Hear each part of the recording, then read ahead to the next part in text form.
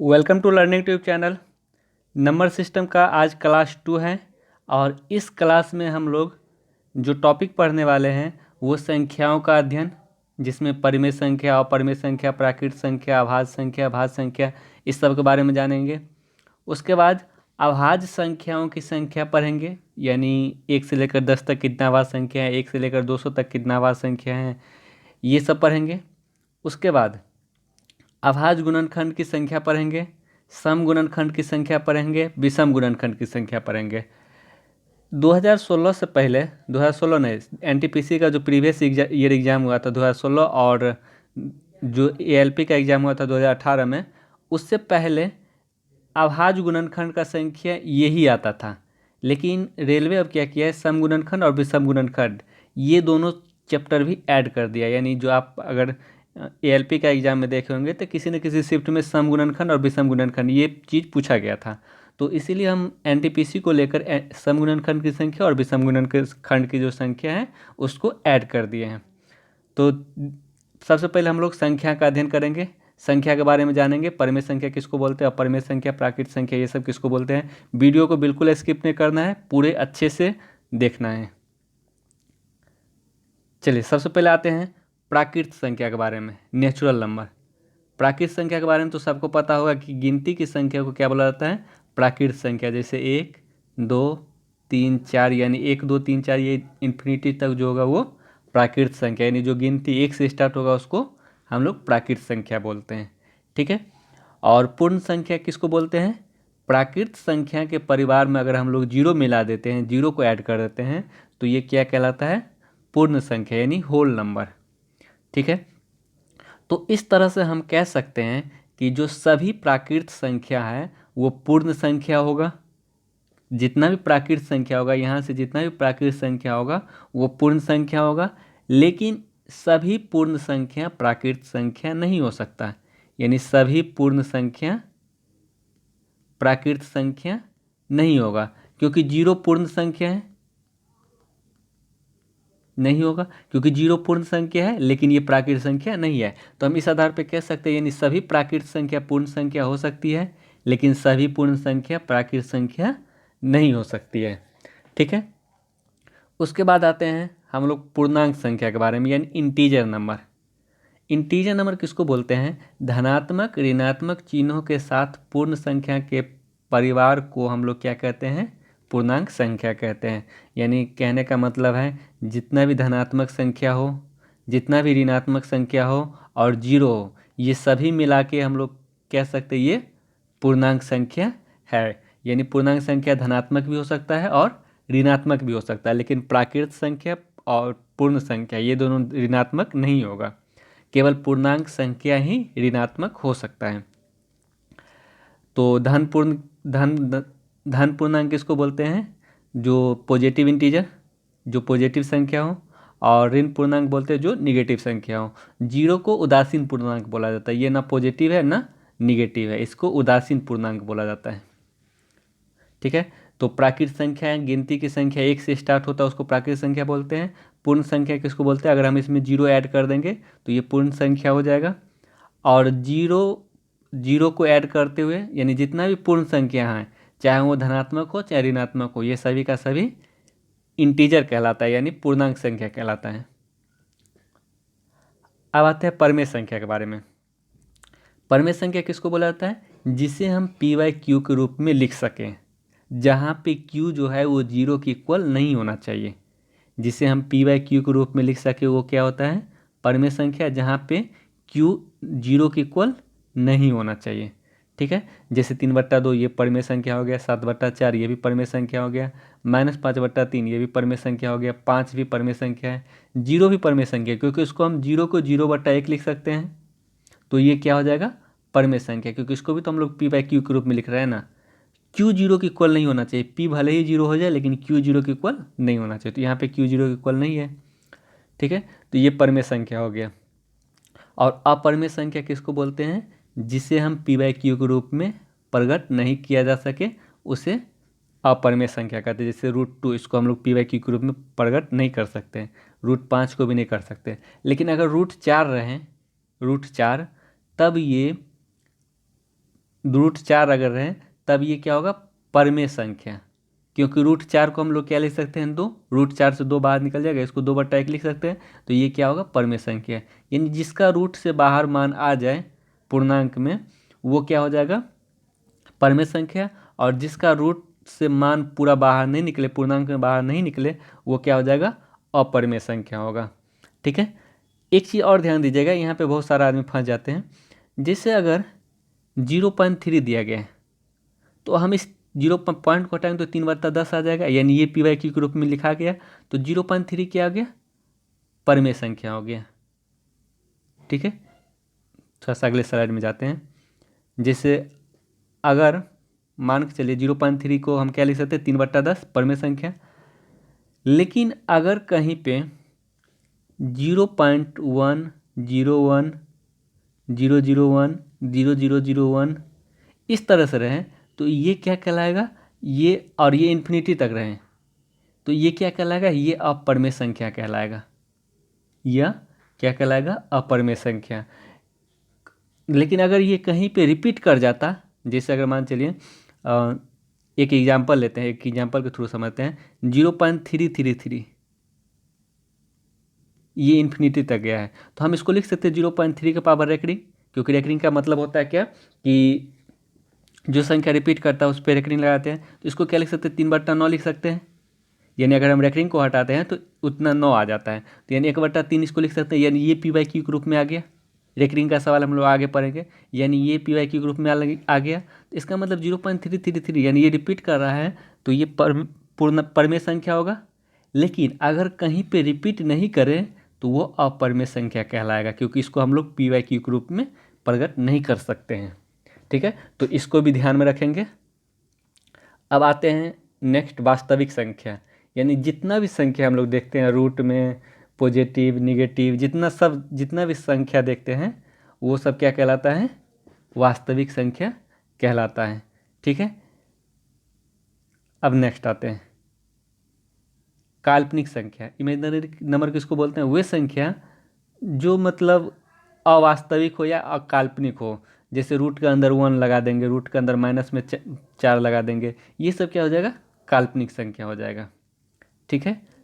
अब नेक्स्ट आते हैं, जैसे कि एग्जाम्पल के माध्यम से समझते हैं। यानी प्राकृत संख्या का जो डायग्राम ये ले लेते हैं, शून्य का डायग्राम ये है, पूर्ण संख्या का डायग्राम ये है, और ऋणात्मक पूर्णांक का डायग्राम ये है, और पूर्णांक का डायग्राम ये रहा।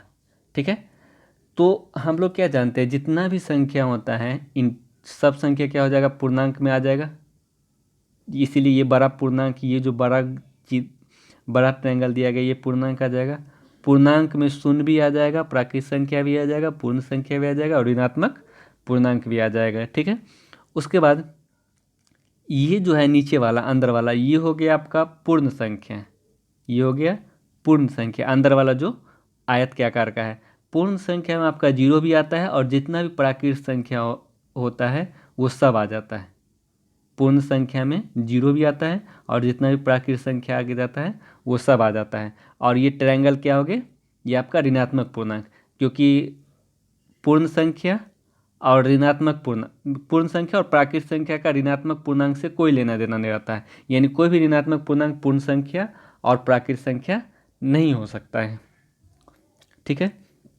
तो इतना हम लोग संख्या के बारे में अध्ययन किए थे। अब आते हैं कुछ संख्या, सम संख्या और विषम संख्या के बारे में। तो सम संख्या किसको बोलते हैं, वे प्राकृत संख्या जो 2 से पूर्णतः विभाजित हो जाए वो क्या कहलाती है, सम संख्या कहलाती है। यानी इसको हम लोग 2n के रूप में लिख सकते हैं। यानी जैसे 2, 4, 6, 8, 10 ये सब क्या हो जाएगा, सम संख्या हो जाएगा। ठीक है। और विषम संख्या किसको बोलते हैं, वे प्राकृत संख्या जो 2 से पूर्णतः विभाजित न हो उसको क्या बोलते हैं, विषम संख्या। जैसे 1, 3, 5, 7 ये सब तो सबको पता ही होगा, तो हम इसको स्किप करके आगे चल रहे हैं। अब आते हैं अभाज्य संख्या। ठीक है। अभाज्य संख्या का एक और नाम होता है रूढ़ संख्या, इसको भी याद रखना है। अभाज्य संख्या का एक और नाम होता है रूढ़ संख्या, इसको भी याद रखना है। अभाज्य संख्या किसको बोलते हैं, वे पूर्ण संख्या जिसके स्वयं और एक के अतिरिक्त कोई और गुणनखंड न हो। कहने का मतलब है कोई जो अभाज्य संख्या, जैसे अगर हम 2 का बात कर रहे हैं तो जैसे 3 का बात करें, 3 का जो गुणनखंड कौन होगा, 1 होगा, 1 ये 1 से भी कट रहा है और 3 होगा। इसके अलावा यानी जो खुद से कटे और 1 से कटे यानी 2 गुणनखंड हो, केवल और केवल 2 गुणनखंड हो, वो क्या होता है? अभाज्य संख्या होता है। जैसे 2 किससे किससे कट रहा है? 1 से कट रहा है और 1 2 से कट रहा है, इसके अलावा किसी से नहीं कट रहा है, यानी इसका गुणनखंड केवल 1 और 2 है, तो ये क्या हो जाएगा? 2 भी अभाज्य संख्या होगा।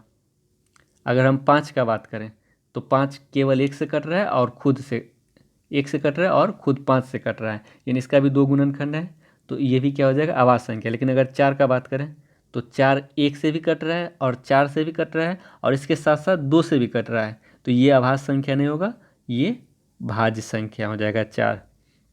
यानी भाज्य संख्या किसको बोलते हैं? वे पूर्ण संख्या जिसके स्वयं और 1 के अतिरिक्त और भी गुणनखंड होते हुए भाज्य संख्या कहलाते हैं। जहाँ तक 1 का सवाल है, 1 जो है वो न तो भाज्य है, न भाज्य है, न अभाज्य है, न अभाज्य है। ए न तो भाज्य है और न अभाज्य है। ए अभाज्य इसलिए नहीं है क्योंकि 1 का केवल 1 ही गुणनखंड है, 1, इसके अलावा कोई गुणनखंड नहीं है। और अभाज्य संख्या का क्या नियम है कि कम से कम और अधिक से अधिक 2 गुणनखंड होगा। अभाज्य संख्या का अधिक से अधिक 2 गुणनखंड होगा और 1 का केवल एक ही गुणनखंड है, इसीलिए 1 न तो भाज्य है और न ही अभाज्य है। अब नेक्स्ट टॉपिक आते हैं, ये सह अभाज्य संख्या। सह अभाज्य संख्या किसको बोलते हैं? सह अभाज्य संख्या जिसमें 1 के अतिरिक्त और कोई उभयनिष्ठ गुणनखंड न हो। कहने का मतलब जिसका HCF जो है वो 1 आ जाए।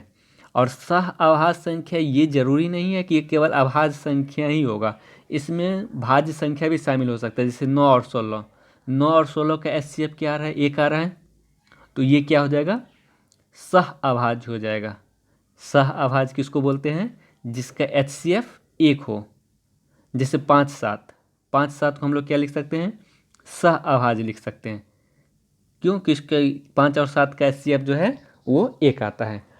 अब देखिए, ये बोला जा रहा है कि मतलब जैसे सह अभाज्य है, इसमें ज़रूरी नहीं है कि दोनों का दोनों अभाज्य संख्या ही होगा, दोनों का दोनों भाज्य संख्या भी हो सकता है। जैसे अगर हम 8 और 15 का बात करें, 8 और 15 का बात करें तो 8 और 15 दोनों तो भाज्य संख्या है, लेकिन इन दोनों का जो HCF है वो क्या आ जा रहा है? 1 आ जा रहा है। 8 और 15 का HCF 1 आएगा, तो 8 15 भी सह अभाज्य हैं। नाम से कन्फ्यूज नहीं होना है। जो सह अभाज्य संख्या होता है वो क्या होता है? जिसका HCF 1 हो जाएगा वो सह अभाज्य संख्या हो जाएगा। एक होता वो था सह अभाज्य। अब आते हैं अभाज्य जोड़ा, यानी जुड़वा अभाज्य। इसका दूसरा नाम जुड़वा अभाज्य भी बोल सकते हैं। जुड़वा अभाज्य यानी अगर इंग्लिश में बात करें तो ट्विन प्राइम। ट्विन प्राइम, ये जो ट्विन प्राइम किसको बोलते हैं? यानी 2 अभाज्य संख्या के बीच में अगर 2 का अंतर हो, 2 अभाज्य संख्या के बीच में अगर 2 का अंतर हो तो ये ट्विन प्राइम यानी जुड़वा अभाज्य बोला जाता है। इसका कम ही एग्जाम्पल होता है, इजीली याद हो जाएगा। जैसे 5 7 इसके बीच 2 का अंतर है, 3 5 इसके बीच भी 2 का अंतर है, 11 13 इसके बीच भी 2 का अंतर है, और 17 19 इसके बीच भी 2 का अंतर है, 29 31 इसके बीच भी 2 का अंतर है। इसके अलावा 2 2 4 1 5, इस 5 के अलावा शायद ही आपको कहीं मिलेगा, लेकिन ये जो 5 है ये सब ट्विन प्राइम नंबर कहलाता है, यानी जुड़वा अभाज्य संख्या कहलाता है, क्योंकि इसके बीच का जो अंतर है वो 2 होता है। और सह अभाज्य किसको बोलते हैं? जिसका HCF 1 होता है। ये बेसिक चीज़ था जो जानकारी में रहना जरूरी था। अब हम लोग आते हैं अभाज्य संख्याओं की संख्या के बारे में, यानी अभाज्य संख्या की संख्या। जैसे अगर हम अभाज्य संख्या देखें, अभाज्य संख्या अगर अभाज्य सबसे छोटी अभाज्य संख्या कौन हो जाता है? 2 हो जाता है। उसके बाद कौन हो जाता है? 3 आ जाता है। उसके बाद 5, उसके बाद कौन आ जाता है? 7, उसके बाद 9 अभाज्य संख्या नहीं है। अगर बोला जाए 1 से लेकर 10 तक टोटल कितना अभाज्य संख्या है तो आंसर क्या आएगा आपका? 4 आ जाएगा। 1 से लेकर 10 तक टोटल कितना अभाज्य संख्या है? 4। अब अगर आगे बात करें, 7 के बाद जो अभाज्य संख्या आएगा वो 11 आ जाएगा। उसके बाद 13, फिर 15 भाज्य संख्या क्योंकि 3 से कट रहा है, 17 19 21 नहीं होगा, फिर 23। अगर हम 1 से 25 तक का बात करें तो इसमें कितना आभाज्य संख्या है, 4 तक तो यहाँ था, 5 6 7 8 9, यानी यहाँ तक कितना आभाज्य संख्या है, 9 आभाज्य संख्या है। इसी तरह से आप खुद निकाल सकते हैं कि आभाज्य संख्या को कितना आभाज्य संख्या है। तो हम कुछ ट्रिक बता रहे हैं जिसको याद कर लीजिएगा। जैसे अगर 1 से लेकर 10 तक का आभाज्य संख्या बोलें तो टोटल 4 आभाज्य संख्या है। कितना आभाज्य संख्या है, 4 आभाज्य संख्या है। फिर 1 से लेकर अगर 25 तक बोलें तो टोटल कितना आभाज्य संख्या है, 9 आभाज्य संख्या है। ठीक है। और 1 से लेकर 50 तक का बोले अगर तो टोटल कितना आभाज्य संख्या है, 15 आभाज्य संख्या है। और 1 से लेकर अगर 100 तक बोलें तो टोटल कितना आभाज्य संख्या है, 25 आभाज्य संख्या है। ठीक है। तो ये इसको हम याद कैसे रखेंगे, 1 से 10 तक में जो आभाज्य संख्या है वो 2 का स्क्वायर। ठीक है। 1 से लेकर 25 तक में जो आभाज्य संख्या है वो 3 का स्क्वायर, और 1 से लेकर 50 तक में जो आभाज्य संख्या है वो 4 का स्क्वायर है, लेकिन उससे एक कम हो जाता है। थोड़ा यहाँ पे ध्यान रखना पड़ेगा कि 1 से लेकर 50 तक का जो आभाज्य संख्या होगा 4 का स्क्वायर माइनस 1, यानी यहाँ पे एक कम हो जाएगा। और 1 से लेकर 100 तक का जो आभाज्य संख्या होगा वो 5 का स्क्वायर होगा। जैसे यहाँ पे 2 का स्क्वायर, यहाँ पे 3 का स्क्वायर, यहाँ पे 4 का स्क्वायर में से एक कम हो गया। ठीक है। उसके बाद 1 से लेकर 25 तक का जो आभाज्य संख्या होगा, 100 तक का जो आभाज्य संख्या होगा वो 5 का स्क्वायर 25 हो जाएगा। तो इसको हम लोग इस तरीके से याद कर लेंगे। आगे हम लोग सवाल करेंगे तो वहाँ पे अच्छे से कंठस्थ हो जाएगा, यानी याद हो जाएगा। चलिए पहले कुछ सवाल देख लेते हैं। निम्नलिखित में से कौन सी प्राकृतिक संख्या, अभी जस्ट पढ़े हैं, यानी जो गिनती की संख्या हो तो उसको प्राकृतिक संख्या बोला जाता है। जैसे 1 हो गया, ये पाई नहीं होगा, -5 नहीं होगा, 0 भी नहीं, 0 तो पूर्ण संख्या हो जाएगा। सबसे बड़ा ऋण पूर्णांक, तो सबसे बड़ा ऋण पूर्णांक क्या हो जाएगा, -1 हो जाएगा। यानी सबसे बड़ा ऋण पूर्णांक -1, क्योंकि निगेटिव में जितना छोटा संख्या होगा, निगेटिव में जितना छोटा संख्या होगा वो उतना बड़ा होता है। तो निगेटिव में -1 से छोटा और कोई नहीं हो सकता है। -1 के बाद 0 आ जाएगा, तो सबसे बड़ा ऋण पूर्णांक बोला है तो -1, यानी -2 बोलेंगे तो -1 जो है -2 से क्या हो जा रहा है, बड़ा हो जा रहा है। क्योंकि अगर दो संख्या में निगेटिव लग जाए तो जो छोटा रहता है वो बड़ा हो जाता है। ठीक है। तो इसका जो आंसर होगा वो सबसे बड़ा ऋण पूर्णांक -1 हो जाएगा। अब नेक्स्ट सवाल है कि x + 1/x का मान क्या होगा अगर x का मान 0 और 1 के बीच में हो। अगर 0 और 1 के बीच में हम 1/2 मान रख लेते हैं x का, तब इसका योग क्या होगा, 1/2 प्लस 1/1/2, यानी 2 प्लस 1/2 यहाँ था, और ये 2 ऊपर जाएगा तो 2, यानी 2 दूना 4 1 5/2 आ गया, 5/2 आ गया। तो यानी इसका जो मान आया वो कितना आ गया, 2.5 आ गया, यानी 2.5 आ गया। तो जो इसका मान होगा वो क्या हो जाएगा, 2 से अधिक आएगा। यानी x + 1/x में अगर x 0 और 1 के बीच में हो तो x का जो मान आएगा वो 2 से अधिक आ जाएगा।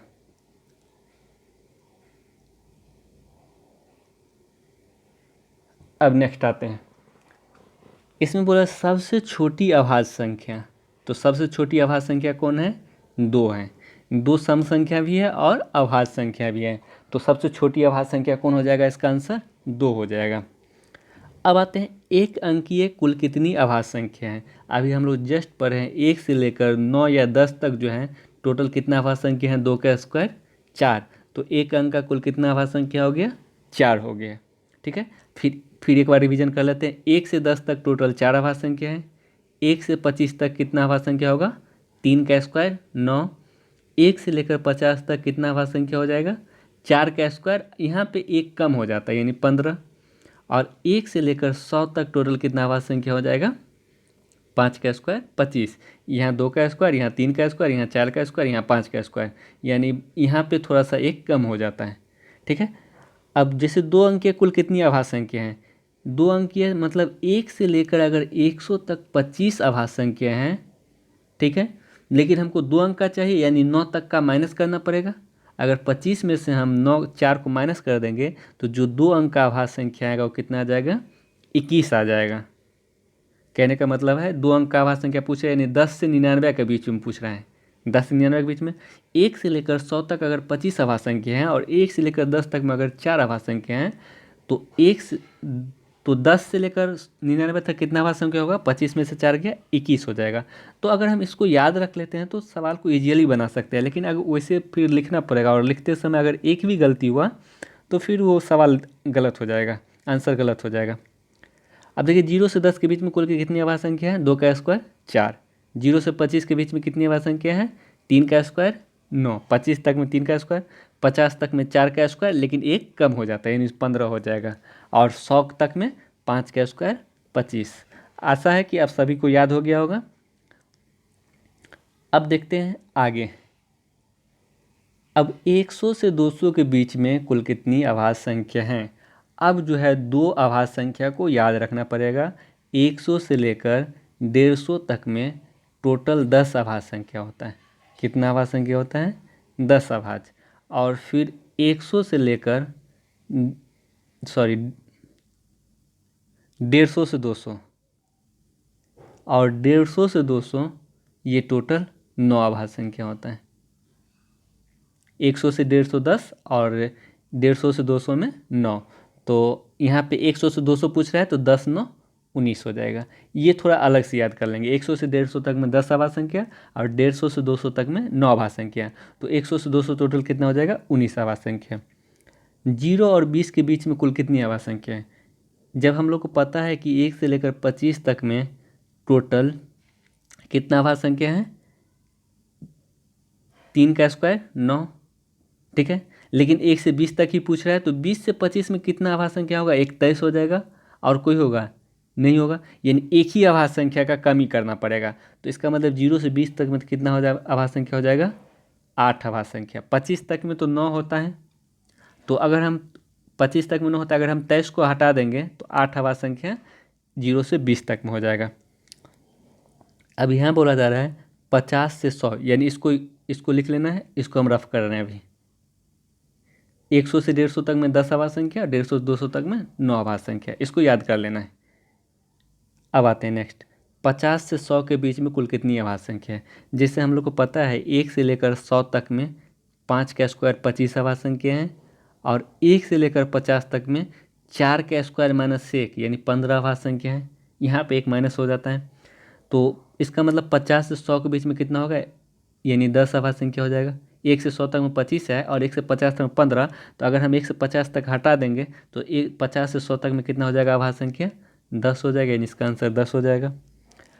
उसी तरह 25 से 100 के बीच में बोल रहा है, यानी जब आपको पता है कि 1 से लेकर 100 तक में 25 आवाज संख्या हैं और 1 से लेकर 25 तक में 3 का स्क्वायर 9 आवाज संख्या हैं, तो इसका मतलब 25 से 100 के बीच में कितना हो जाएगा, 25 में से 9 गया 16, इसका मतलब 25 से 100 के बीच में टोटल कितना आवाज संख्या हो जाएगा, 16 आवाज संख्या होगा।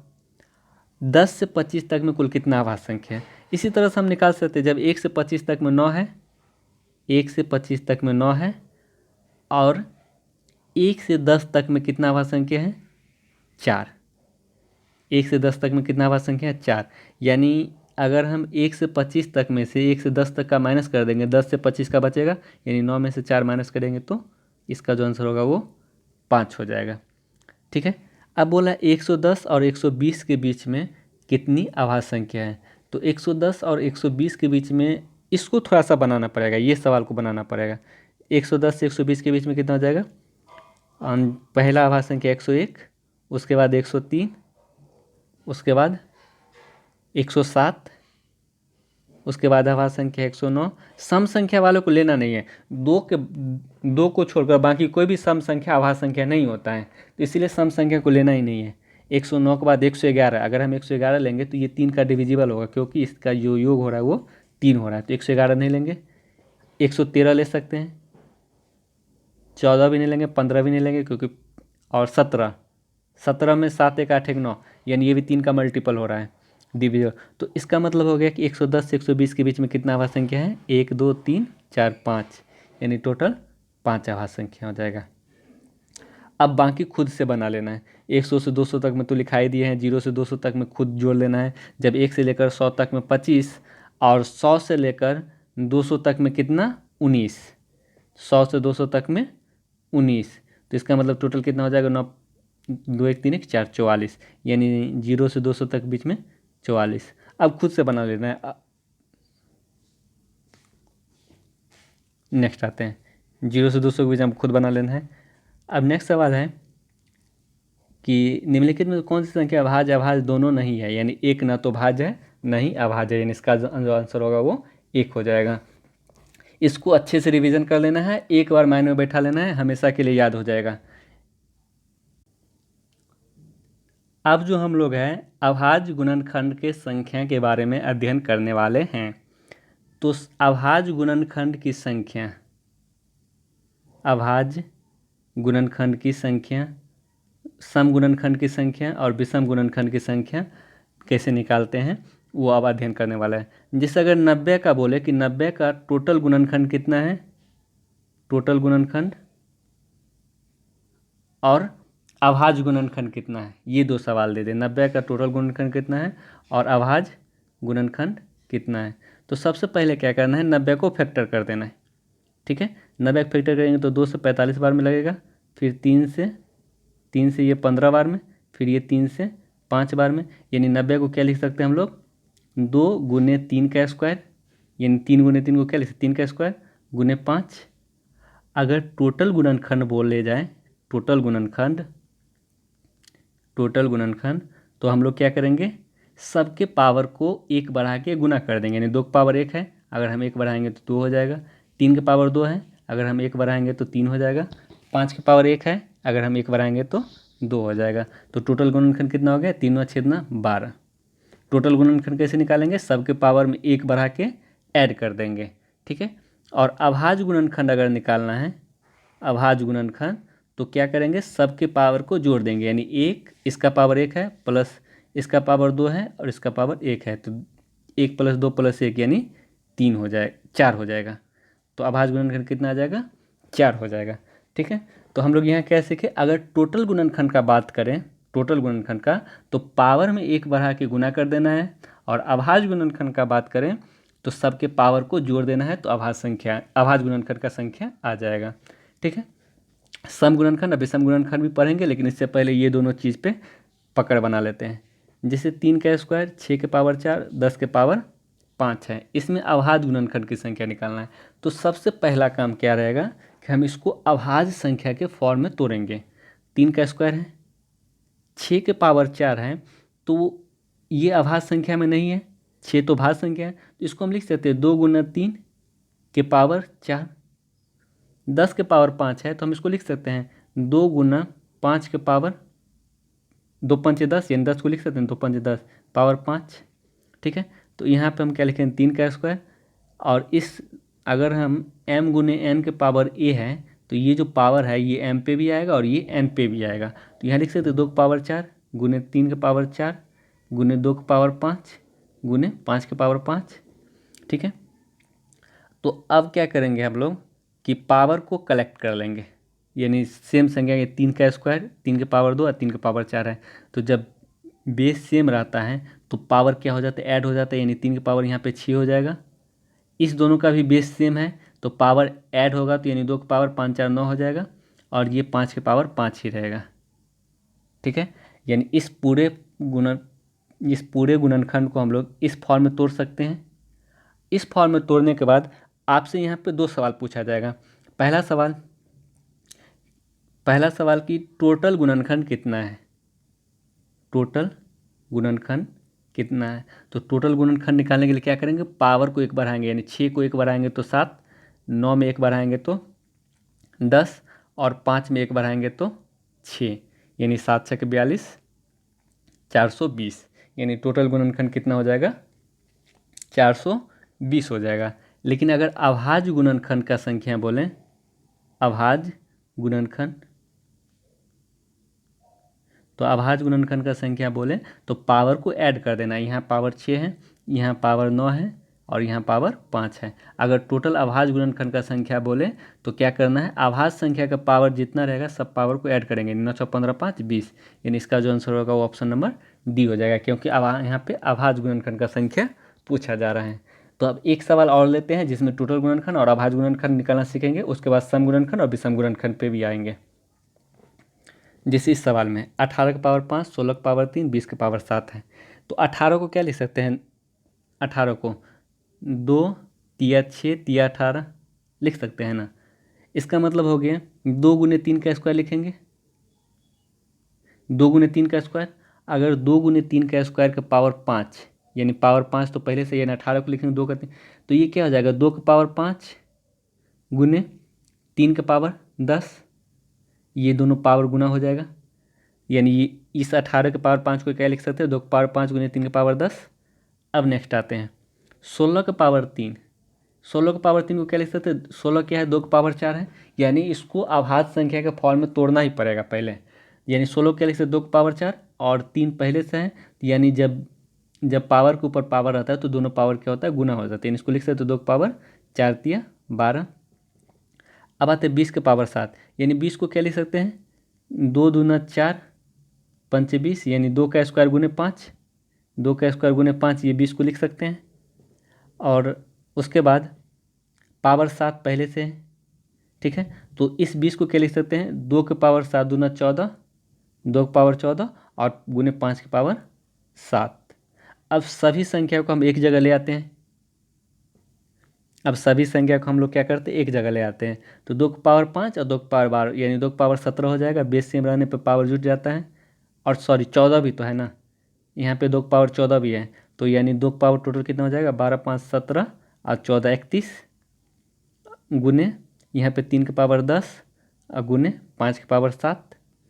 अगर यहाँ पे टोटल गुणनखंड बोले, टोटल गुणनखंड, तो ये क्या हो जाएगा सबके पावर में 1 जोड़कर ऐड गुना कर देंगे, 31 के पावर 1 जोड़ेंगे तो 32 गुने 10 के पावर 1 जोड़ेंगे तो 11 गुने 7 के पावर 1 जोड़ेंगे तो 8, यानी यहाँ से जो कैलकुलेशन आएगा वो टोटल गुणनखंड आ जाएगा, ठीक है।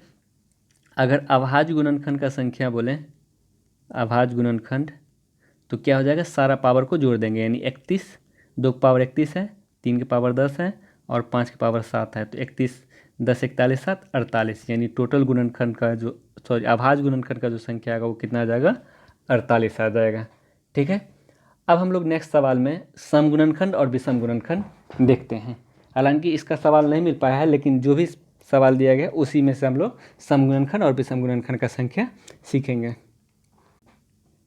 तो इस सवाल के माध्यम से हम लोग सम गुणनखंड और विषम गुणनखंड का संख्या कैसे निकालते हैं वो सीखेंगे, ठीक है। तो सबसे पहले है 15 का क्यूब गुने 16 का पावर 4 गुने 20 का पावर 5, ठीक है।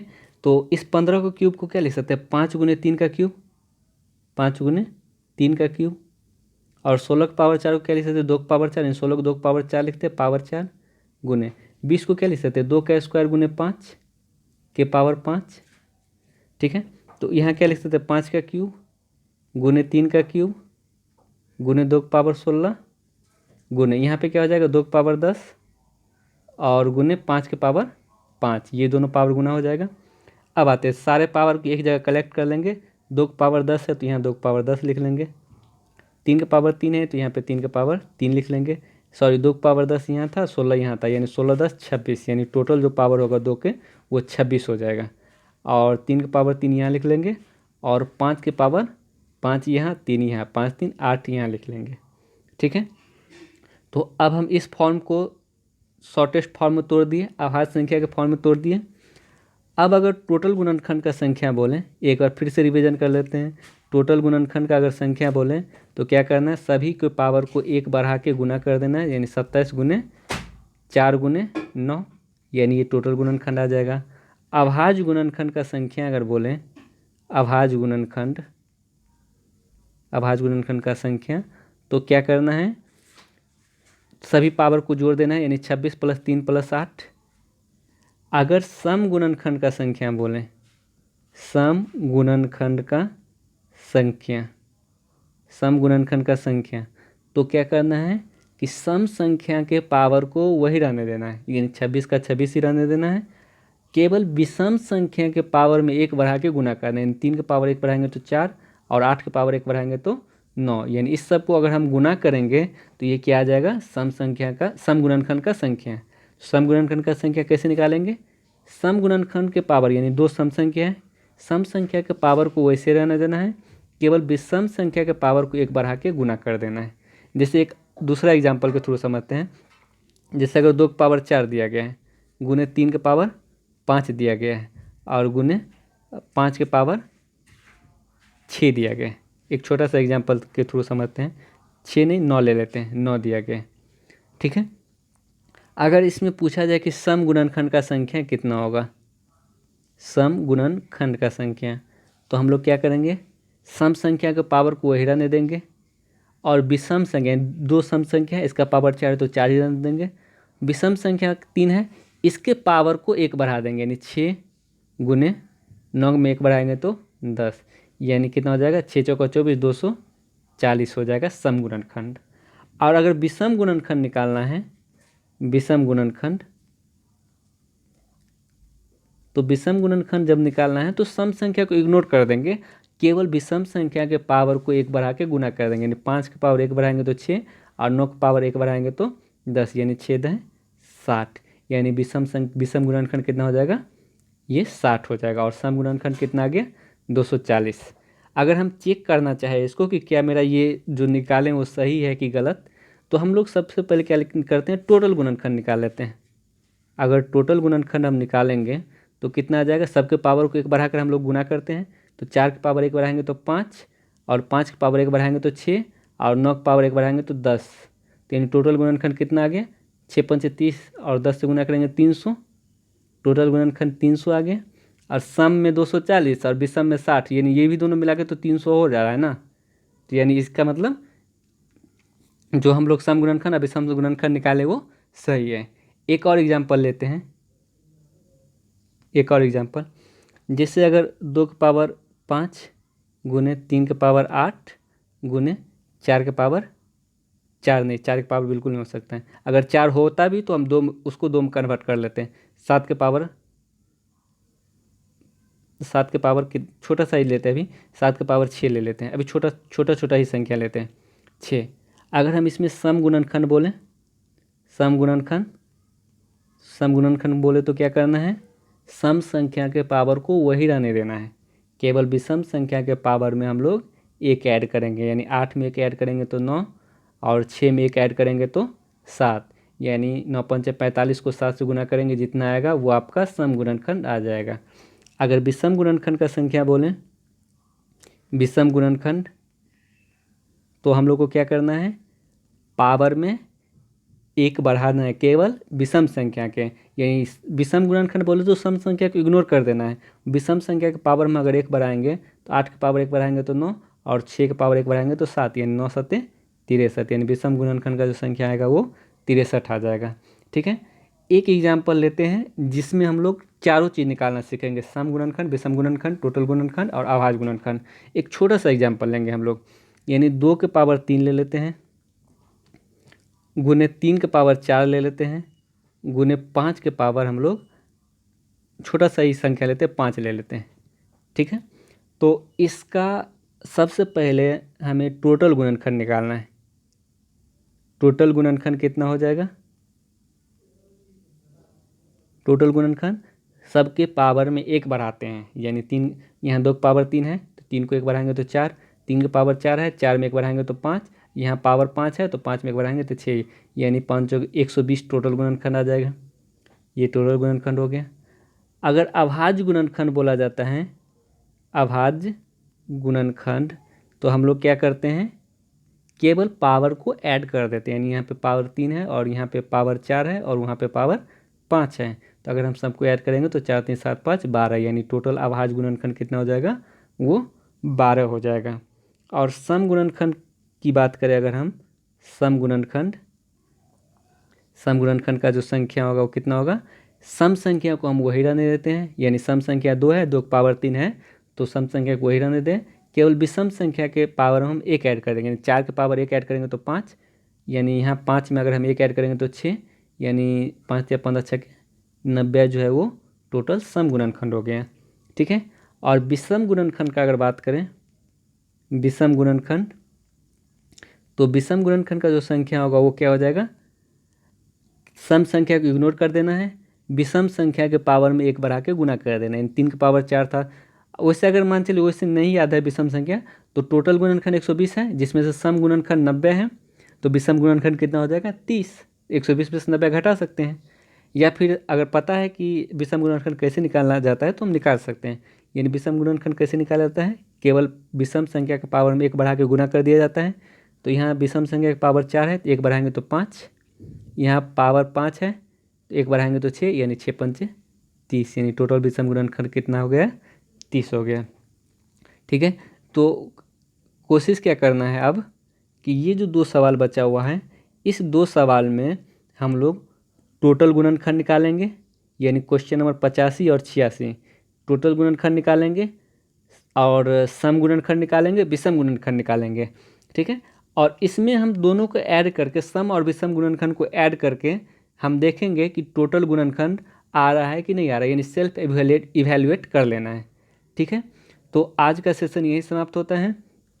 वीडियो को जितना हो सके शेयर कीजिए, अपने और दोस्तों को भी जोड़िए। तो आज के लिए इतना ही, हम लोग नेक्स्ट चैप्टर में पढ़ेंगे नंबर सिस्टम का अगला पार्ट में डिविजिबिलिटी, यानी रूल्स ऑफ डिविजिबिलिटी पढ़ेंगे। तो आज के लिए इतना होमवर्क है कि ये 2 जो सवाल है, ये 2 सवाल में सम गुणनखंड, विषम गुणनखंड और टोटल गुणनखंड निकाल के सेल्फ इवैल्यूएट कर लेना है कि मेरा सही आ रहा है या नहीं आ रहा है। तो ठीक है, आज के लिए इतना ही। Thank you, bye bye. Video को लाइक ज़रूर कर दीजिएगा, शेयर भी कर दीजिएगा, और चैनल को जो लोग सब्सक्राइब नहीं किए चैनल को सब्सक्राइब कर लीजिएगा। Thank you, bye bye.